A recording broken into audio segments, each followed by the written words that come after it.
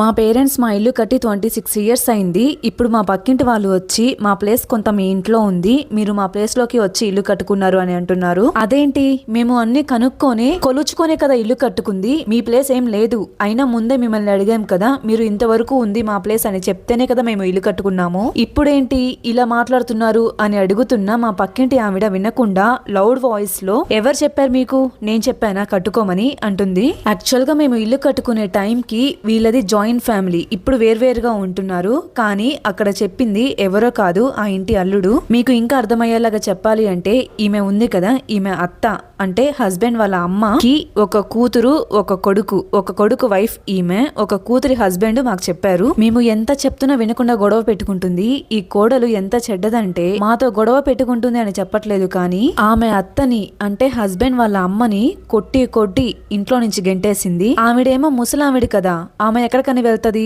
ఎక్కడికి వెళ్లాలో తెలియక తన కూతురి దగ్గరికి వెళ్ళిపోయింది. నార్మల్ గా ఒక 5 సెకండ్స్ ఫ్యాక్ట్ మాట్లాడుకుంటే, ఇంట్లో పెద్దవాళ్ళని ఎవరైతే తిండి పెట్టి బాగా చూసుకుంటారో వాళ్ళకే ఆస్తి అనేది వెళ్తుంది కదా. ఈవిడేమో ఆస్తి కావాలంటది, అతని చూడనంటది. తన కూతురే తనకి అన్నం పెట్టి చూసుకుంటుందని ఆమె తన కూతురికి కొంచెం ఆస్తి రాసిద్దామని రిజిస్ట్రేషన్ ఆఫీస్ కి వెళితే, అది తెలిసిన మా పక్కింటి ఆమె అండ్ ఆమె కొడుకులు ఆ ముసలావిడని ఆపేశారు ఆస్తి రాసివ్వకుండా. అంతేకాకుండా ఆస్తి రాసిస్తావా అంటూ ఆ ముసలావిడ ఉండే ఇల్లు అంటే ఆమె కూతురి ఇంటికి వెళ్లి ఆమె కూతుర్ని కొట్టారంట.